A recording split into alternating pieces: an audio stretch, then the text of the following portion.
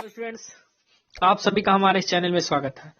आज आपके लिए हम एक विशेष टॉपिक लेकर आए हैं और वह टॉपिक आज का है क्लास 10 का गणित। ठीक है, जो कि वेरी वेरी इंपॉर्टेंट टॉपिक है। यदि आप इतना तैयार कर लेते हैं तो आप मान के चलिए आपको सारे क्वेश्चन बोर्ड में मिल जाएंगे। तो समझते हैं कि क्वेश्चन किस टाइप से आएंगे और क्या क्या उसके निर्देश होंगे। देखिए, जो समय होगा, ये समय होगा 3 घंटा 15 मिनट। ठीक है, निर्देश में समझिए। देखिए, प्रारंभ के 15 मिनट विद्यार्थियों को, ठीक है, जो परीक्षार्थी हैं प्रश्न पत्र पढ़ने के लिए निर्धारित हैं। ठीक है, और इसका निर्देश आप समझ लीजिए। इसी टाइप के सारे निर्देश आपको वहां पर मिलेंगे। देखिए, नंबर 1 है सभी प्रश्न अनिवार्य हैं। ठीक है, इस प्रश्न पत्र के 2 खंड हैं। खंड आ में 20 अंक 20 बहुविकल्पीय प्रश्न हैं, जिनके उत्तर ओएमआर शीट पर देने हैं। ठीक है ना, ओएमआर पर उत्तर अंकित किए जाने के पश्चात उसे काटे नहीं तथा इरेजर मतलब उसको खोए मत, ठीक है, व्हाइटनर आदि का प्रयोग ना करें। ये सब विशेष बात आप लोग ध्यान रखेंगे, क्योंकि आप लोग भी जानते हैं ओएमआर शीट का एक नया नियम भी है, किसी प्रकार की कोई त्रुटि नहीं होनी चाहिए उसमें। और 5वां है दूसरा खंड बा में 50 अंक वर्णात्मक प्रश्न है। ठीक है, और अगला है इस खंड में कुल 5 प्रश्न है। ये निर्देश आप विशेष रूप से अच्छे समझे रहिएगा, ताकि आप जब पेपर देने जाए तो उसको आपको पढ़ने की आवश्यकता, एक बार उसको निगाह से देख लीजिए, उसके बाद क्वेश्चन को सॉल्व करना स्टार्ट। ठीक है, देखिए 7वां प्रश्न है, जिसमें क्या है, निर्देश है प्रत्येक प्रश्न के प्रारंभ में स्पष्ट लिखा गया है कि उसके कितने खंड करने हैं। 8वां देखिए, प्रश्नों के अंक उनके सम्मुख अंकित है कि कौन सा प्रश्न कितने अंक का है। ठीक है, प्रथम प्रश्न से आरंभ कीजिए और अंत तक करते जाइए, उस समय, ठीक है, उस पर समय न नष्ट कीजिए। ठीक है, मतलब कोई भी समय आप लोग आप अपना बचा के रखिए हमेशा। ठीक है, तो देखिए इसमें खंड आ है, जिसमें 20 क्वेश्चन बहुविकल्पीय है। ठीक, तो मैं क्वेश्चन आपको सॉल्व करके चेक करा रहा हूं। देखिए, पहला है बहुविकल्पीय प्रश्न का क्वेश्चन नंबर 1, एक परमेय संख्या का दशमलव प्रसार सदैव होता है तो ये शांत होता है। ठीक है, अगला प्रश्न देखिए। अगला दूसरा प्रश्न है, इसमें एक शून्योत्तर परमेय संख्या और एक अपरमेय संख्या का गुणनफल ये सदैव सदैव अपरमेय संख्या होती है। अगला देखिए, तीसरा क्वेश्चन है, इसमें रेखाएं x बराबर 0 तो ये 2x प्लस 3y प्लस बराबर है 12 का प्रतिच्छेद बिंदु। देखो x का मान तो 0 हो गया। ठीक है, अब x बराबर अगर हम लोग 0 रख दें तो देखिए ये 0 हो जाएगा टोटल, तो 3 से काट देंगे 4 आ जाएगा। इसका मतलब ये दूसरा इसका राइट आंसर है। अगला समझिए। देखिए, इस टाइप के मैंने मैथ के सारे क्वेश्चन आपके बहुविकल्पीय डाल दिए। यदि आप उतना तैयार कर लेते हैं तो आप मान के चलिए जितने भी 20 क्वेश्चन आपके ऑप्शन वाले आते हैं तो आप देख के ही आंसर मार देंगे। ठीक है, 100%। तो चलो चौथा प्रश्न समझते हैं। देखिए, चौथा प्रश्न है, इसमें वह सबसे बड़ी संख्या जिसमें 70 और 125 को विभाजित करने पर क्रमशः शेषफल 5 और 8 प्राप्त होते हैं। देखिए, यदि मैं देखिए इसका आंसर है 13। देखो, इसको सॉल्व करने का एलसीएम है कि आप 70 में से 5 घटा दो, 125 में से 8 घटा देंगे, जितना आएगा उसका क्या निकाल लेंगे आप, एचसीएफ निकाल लेंगे। या तो मैं आपको सबसे सरल चीज बता देता हूं। देखिए, आप जैसे आंसर हो गया 13, एक एक करके भाग दीजिए। 13 से अगर मैं भाग दूं इसमें तो 13 5 65, देखिए शेषफल 5 आएगा। ठीक है, इसी प्रकार इससे भाग देंगे तो शेषफल कितना आ जाएगा, 8 आ जाएगा। ठीक है, अगला समझिए। 5वां प्रश्न समझिए। देखिए, 5वां प्रश्न का समीकरण ये इतना लिखा गया है, दूसरा समीकरण दिया, कोई भी हल नहीं होगा यदि ए का मान, तो देखिए आप लोग क्या करेंगे, जैसे आप लोग सूत्र जानते हैं A1/A2 बराबर B1/B2 और बराबर होता है C1/C2, इससे तुलना कर देंगे तो इसमें आ जाएगा -10/3। अगला 6वां प्रश्न देखिए। 6वां प्रश्न, द्विघात समीकरण इतना के बारे में निम्न कथनों पर विचार कीजिए। देखिए, इसका जवाब विविक्तर आप इसका लगा देंगे। विविक्तर बराबर होता है D बराबर B² - 4AC। तो इसमें आंसर आ जाएगा दिए गए समीकरण का विविक्तर 0 से भी कम आएगा, क्योंकि वो ऋणात्मक में आएगा। अगला प्रश्न देखिए। देखो, इसमें आपने इतना समझ लिया कि 0 से कम आएगा, लेकिन देखिए जो वैल्यू मैंने बोला वो सब ऋणात्मक में आएगा। अगर इसमें ऑप्शन दिया जाए तो ए और बी दोनों सही, जैसा कि आगे इसका आंसर देखिए। इसमें देखो, निम्नलिखित में से सही उत्तर का चयन कीजिए, तो इसमें आंसर कौन होगा, ए और बी सही है। ठीक है, अगला प्रश्न देखिए। अगला प्रश्न नंबर 7 है। देखिए, ए ओ बी सी एक आयत है जिसके 3 शीर्ष ये दिए गए, इसका विकर्ण होगा तो इसको आप सॉल्व कर लीजिएगा, अंडर रूट में 34 आ जाएगा। अगला समझिए। देखिए, 8वां प्रश्न है, इसमें यदि ये समीकरण दिया 1 मूल 1/2, मतलब यक्स के दर पे आप 1/2 रख देंगे तो इसके का मान आ जाएगा 2। उसे आप सॉल्व कर लीजिएगा, x बराबर 1/2 रख दीजिएगा। अगला समझिए, देखिए प्रश्न नंबर 9 है, दो त्रिभुज समरूप होते हैं। देखिए ये समरूप कब होते हैं? यदि इनके संगत कोण बराबर हो, इनकी संगत भुजाएं एक ही अनुपात समानुपाती में होती है, अर्थात इसमें उपरोक्त दोनों सही है। अगला प्रश्न समझिए, देखिए प्रश्न नंबर 10 है इसमें, यदि एक समकोण त्रिभुज एबीसी कोण सी बराबर 90 अंश, एसी बराबर 3 सेंटीमीटर और बीसी बराबर 5 सेंटीमीटर, तो सी से मध्यिका ए तो 2.5 आ जाएगा। ठीक है, अगला समझिए।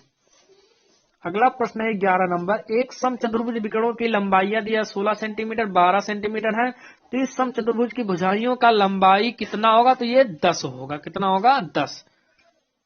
ठीक है, अगला प्रश्न समझिए, देखिए प्रश्न नंबर 12 है, दो समरूप त्रिभुजों की भुजाएं 4:9 के अनुपात में, इस त्रिभुजों के क्षेत्रफल का अनुपात, तो ये 4 चौक के 16 9 9 81, तो ये हो जाएगा 16:81। अगला समझिए, देखिए ये सारे प्रश्न मैंने सॉल्व भी किए हैं, आप मेरा वीडियो भी देख सकते हैं। फिलहाल अभी आपका ये क्वेश्चन है तो इसे आपको सॉल्व करके ऐसे हम बता रहे हैं। ठीक है ना। अगला 13 नंबर प्रश्न देखिए, यदि 4 tan थीटा बराबर 3/3 है तो इतने का मान ज्ञात कीजिए। ठीक है, इसे आप सॉल्व कर देखिए, यहाँ tan थीटा बराबर दिया होगा, देखो ये है, ये गुणा में था, इधर आएगा तो 3 कितना हो जाएगा? 4। इसका मतलब 3/4, या तो ट्रिग्नोमेट्री का उपयोग करो, ठीक है, या तो यहाँ पर आप क्या करिए, जैसे ट्रेंगल का उपयोग ऐसे कर लिए। ठीक है, मैंने यहाँ ए लिख दिया, ये बी लिख दिया, ये सी लिख दिया। tan थीटा बराबर होता है लंब बटे आधार, तो इसका मान लंब है, आधार का मान इसना 4 है। तो देखिए 4 का वर्ग 3 का वर्ग 16 और 9 25 हो जाएगा, 25 का वर्गमूल 5। साइन थीटा और cos थीटा का मान निकाल लेंगे तो यहाँ पर 1/2 आ जाएगा। उसको सॉल्व कर लीजिएगा पूरी तरीके से। ठीक है, नहीं सॉल्व होता तो कमेंट बॉक्स में कमेंट करिए, मैं इसको सॉल्यूशन दूंगा आपको। अगला समझिए, अगला 14 नंबर है, ये इतने का मान होगा, देखिए जब दोनों का योग 90 हो जाए।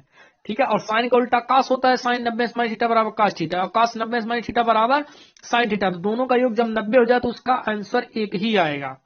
ठीक है, अगला समझिए, देखिए अगला है 15 नंबर क्वेश्चन, यदि एक वृत्त का परिमाप वर्ग के परिमाप के बराबर है तो उसके त्रिभुजों का अनुपात ये होगा 14:11। अगला समझिए, दो गोलों के आयतनों का अनुपात 64:27, उनके पृष्ठीय क्षेत्रफलों का अनुपात कितना होगा? तो ये होगा 4:9। ठीक है, क्योंकि इसका जब हम लोग घन निकालेंगे तो इसका घन आ जाता 4। ठीक है, 4 घन 64, इसका आ जाता 3। अब उसका पृष्ठीय क्षेत्रफल वर्ग होता तो 4 चौक के 16, 3 त्रिक 9, यही आंसर हो जाएगा। अगला देखिए,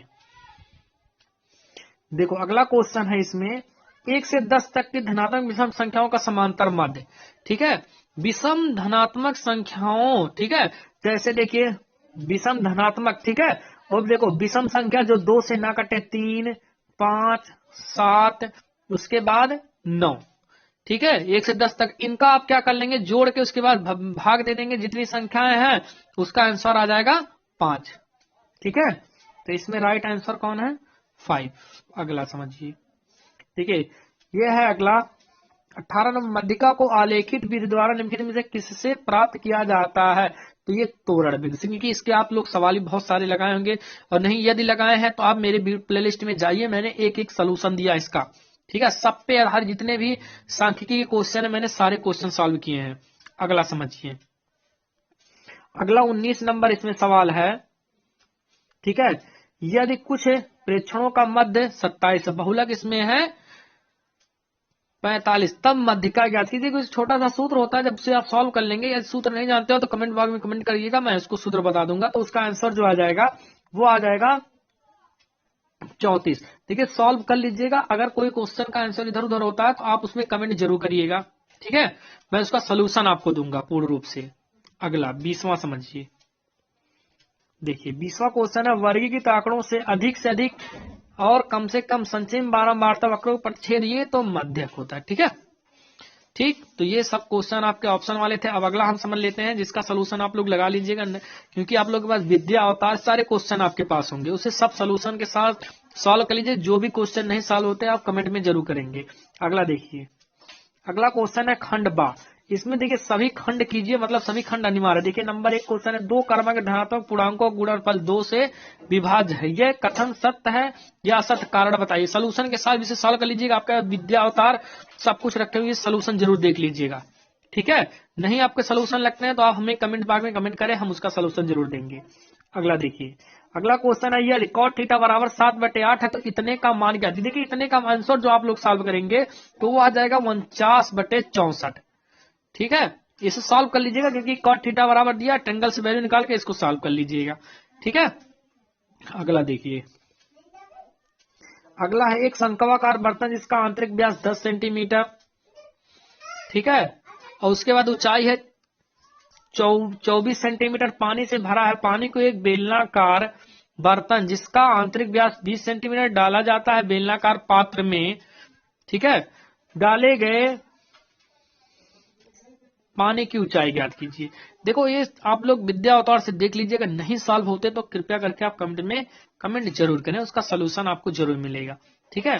क्योंकि समय भी आप लोगों के पास कम है और सारे क्वेश्चन आपके बहुत ही इंपॉर्टेंट है जिसे आपको सॉल्व करना ही करना पड़ेगा, ठीक है। अगला क्वेश्चन देखिए आंकड़ों के समांतर मध्य ज्ञात करना है। देखो ये आंकड़ा दिया गया है, इसका समांतर मध्य ज्ञात करना बहुत ही आसान होता है। पदों का 1/पदों की संख्या, वो सोल्यूशन लगा लेंगे।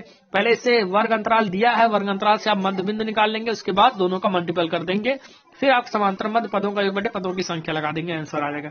अगला है बिंदु इतना दिया है, ए और बी को जोड़ने वाले रेखाखंड को किस अनुपात में विभाजित करता है, ठीक है। ये सब सॉल्व कर लीजिएगा। अगला देखिए, यह है के का मान क्या दिया, यदि बिंदु ए बी सी सररेख है तो ये पिछली साल भी क्वेश्चन आया था तो इसे जरूर सॉल्व कर लेना, ठीक है। अगला प्रश्न देखिए, प्रश्न नंबर 2 है, इसमें निम्नलिखित में से किन्हीं 5 खंडों को हल कीजिए। देखिए नंबर 1 है ग्राफ द्वारा जांच कीजिए रैखिक समीकरण। देखिए ये इतना समीकरण दिया और ये इतना समीकरण दिया, संगत है। यदि ऐसा है तो ग्राफीय विधि द्वारा हल कीजिए। देखिए बहुत ही आसान क्वेश्चन है, इसे जरूर सॉल्व कर लेना, ठीक। अगला प्रश्न देखिए, दो संख्याओं के वर्गों का अंतर 180 है, छोटी संख्या का वर्ग बड़ी संख्या का 8 गुना है, दोनों संख्याएं ज्ञात कीजिए, ठीक है। ये तो सब आप लोग सॉल्व ही कर लेंगे, बहुत आसान आसान क्वेश्चन। अगला देखिए, अगला क्वेश्चन है 4 सेंटीमीटर त्रिज्या के एक वृत्त पर 6 सेंटीमीटर त्रिज्या के एक संकेंद्रीय वृत्त के किसी बिंदु से एक स्पर्श रेखा की रचना कीजिए और उसकी लंबाई ज्ञात कीजिए, ठीक है। ये सारे सोल्यूशन के साथ आप जरूर लगा लेना, जो उसका भी सोल्यूशन नहीं लगता उसे कमेंट जरूर करेंगे। अगला समझिए, दो खंबे जिनकी ऊंचाइयां 6 मीटर 11 मीटर तथा ये समतल भूमि पर खड़े हैं, यदि उनके 5 बिंदुओं के बीच की दूरी 12 मीटर हो तो उनके ऊपरी सिरों के बीच की दूरी ज्ञात कीजिए। ये द्विघात, ये जो है त्रिगोनोमेट्री अर्थात त्रिकोणमिति का अनुप्रयोग का सवाल, उसे जरूर लगा लीजिएगा। अगला समझिए, देखिए ये कुछ आंकड़े ऐसे दिए गए हैं, ठीक है, और इसका क्या निकालना है, मध्य ज्ञात करना है। मैंने मध्य का एक एक वीडियो सभी बना के रखा, उसे जरूर आप लोग देख लेना। अगला समझते हैं, अगला क्वेश्चन है ये से, देखिए यदि नीचे दिए गए बंटन का मध्यक, ये मध्यक दिया गया है, एक्स और वाई के मान ज्ञात करना, इसका मध्यक का फार्मूला लगा के इसे जरूर सॉल्व कर लेना। अगला देखिए, प्रश्न नंबर 3 है, इसमें निम्न समीकरण के युग्मों को रैखिक समीकरण को युग्म में बदलकर हल कीजिए। देखिए मैंने इसको पहले भी बताया, वेरी वेरी इंपॉर्टेंट टॉपिक है और इससे एक क्वेश्चन आपको लॉन्ग में दिखेगा, तो ये सारे सोल्यूशन, क्योंकि आप इसमें आसान सा अगर है तो 1/x प्लस वाई, तो कुछ ऐसे बी मान लीजिएगा। इसी प्रकार दूसरा है 1/x माइनस वाई, इसको आप यू मान लीजिए, उसके बाद सोल्यूशन के साथ से लगा देना। देखिए अब अथवा करके भी क्वेश्चन के रहेंगे क्योंकि लॉन्ग क्वेश्चन के सवाल है। अगला 3 वर्ष पूर्व रहमान की आयु का व्युत्क्रम और अब से 5 वर्ष पश्चात आयु के व्युत्क्रम का योग 1/3 है, उसकी वर्तमान आयु ज्ञात कीजिए। बहुत ही आसान क्वेश्चन है, जरूर सॉल्व कर लेना। अगला देखिए, प्रश्न नंबर 4, एक बहुमंजिल भवन के शिखर से देखने पर एक 8 मीटर ऊंचे भवन के शिखर के तल के अवनमन कोण क्रमशः 30 अंश 45 अंश है। बहुमंजिल भवन की ऊंचाई और दोनों भवनों के बीच की दूरी ज्ञात कीजिए। देखिए ये क्वेश्चन आप लोगों का है त्रिकोणमिति का अनुप्रयोग का, उसका आप लग सॉल्व कर लेना। देखिए ये भी उसी का सवाल है, तो इससे देखिए समझिए अथवा करके दोनों में से कोई एक सॉल्व करना रहेगा, लेकिन आप लोग सारे क्वेश्चन सॉल्व कर लीजिएगा, ठीक है। देखिए भूमि के एक बिंदु पी से एक 10 मीटर ऊंची भवन के शिखर का उन्नयन कोण 30 अंश, भवन के शिखर पर एक ध्वज को लहराया गया और पी से ध्वज के शिखर का उन्नयन कोण 45 अंश है।